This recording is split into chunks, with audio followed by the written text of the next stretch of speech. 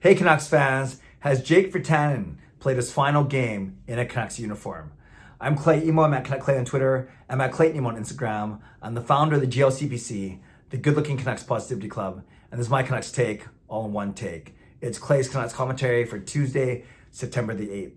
This is where you get Canucks insight that's positive and timely. Earlier in the day, I said I would come back at the end of the day after hearing from Jim Benning, after hearing from Travis Green. I actually thought we'd hear from some players too, but I guess it was just Benning and Green. And they did a general media session for everyone over Zoom. And then they both did interviews with Sportsnet 650, the rights holder here in Vancouver on the radio. And it's actually a quote from Benning's interview with Sportsnet 650 that I want to talk about. Now, I've talked in the last couple of days about how it's going to be such a busy and important offseason for the Vancouver Canucks. 11 free agents to consider re-signing, 6 UFAs and 5 RFAs. Of course, no draft picks in the first and second round for the 2020 draft. And that's one interesting thing that Jim Benning said. He said, we may have to look at moving out some young players to recoup draft picks. So he said that he's open to moving out some young players. I don't know who that's going to be. And he also said that he's going to try and move some money, of course, to help with the salary cap problems. But so those two things are pretty telling. But the third most important thing, and the one I want to talk about, is the fact that when asked about Jake Virtanen's performance in the playoffs, he said this: Jake worked and competed hard, but to be honest with you, I was expecting more from Jake in the playoffs. He can skate, he's strong, he can get to the net. We're going to have to talk about him going forward. We've been patient with him in his development. I was expecting him to produce more for us. Those are the type of decisions we're going to have to make going forward. That's not the most confidence-inducing comments, I think. That doesn't scream a vote of confidence for Jake Virtanen and a desire to re-sign him. And then, unsolicited, Benning goes on to compare Jake Virtanen to Vegas forward Alex Tuch. And he says this: Tuch had an impact on the series because of his speed and his size. Now remember, this wasn't, hey, what do you think of Alex Tuch? Or do you think Virtanen can be as good as Alex Tuch? Unsolicited, Jim Benning mentioned this quote about Alex Tuch in comparison to Jake Virtanen.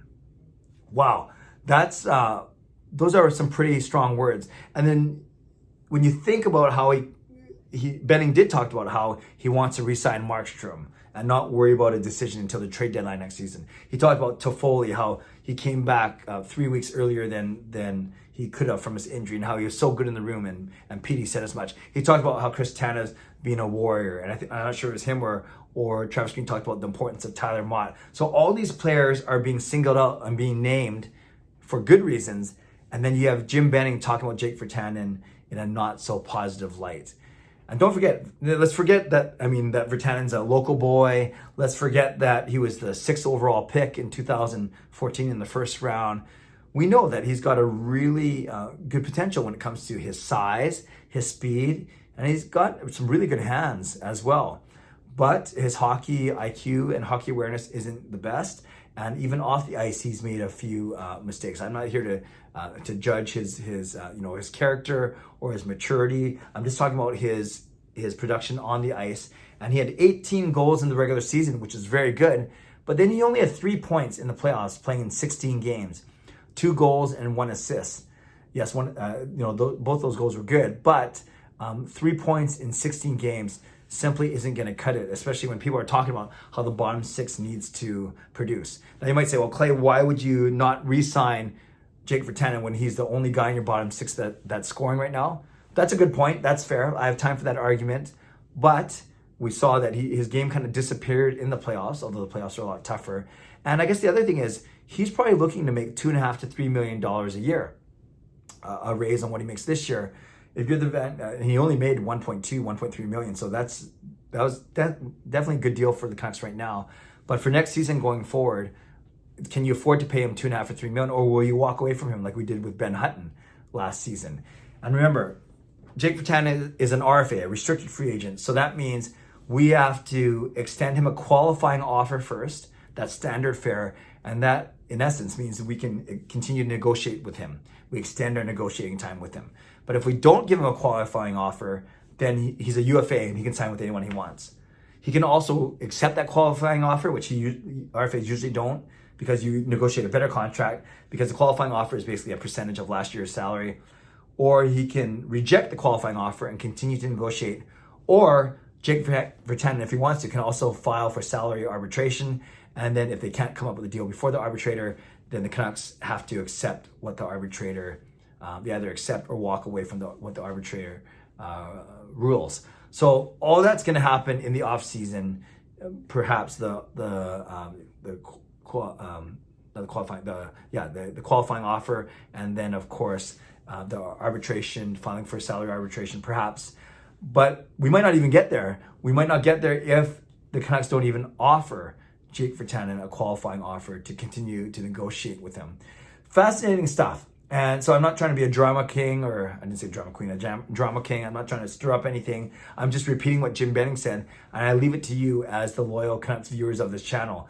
Did this strike you as strong words, or is this not surprising to you?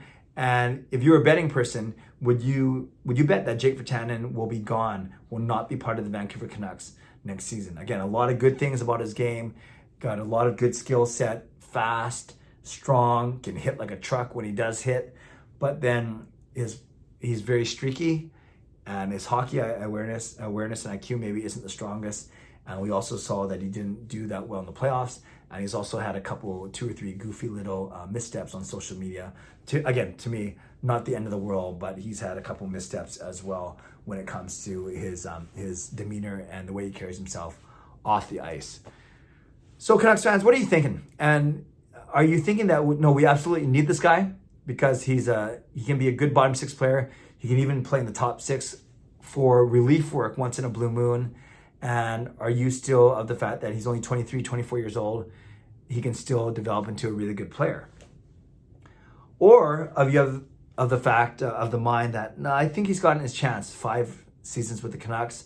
I think one of those seasons he was in Utica, but I think it's 5 pro seasons up here with the big team, or 4 and 1, whatever it is. He's been drafted since 2014. No, I guess that means 5 seasons with the Canucks. Remember, he came in as a rookie the same year as Jared McCann, and he's shown flashes of potential, but he certainly hasn't put it all together to be a consistent, everyday producing forward in the NHL.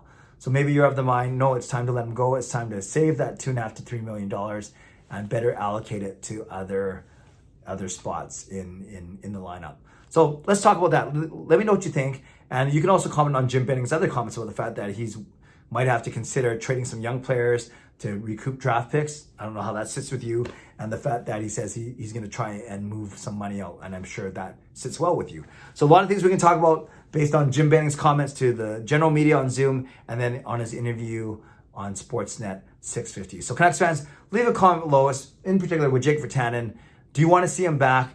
And if so, how much would you offer him, both in terms of money and in term?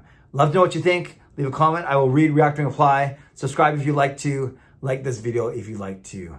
Stay safe, stay healthy, take care of yourselves, take care of each other. Have a great day. God bless, and go Canucks go.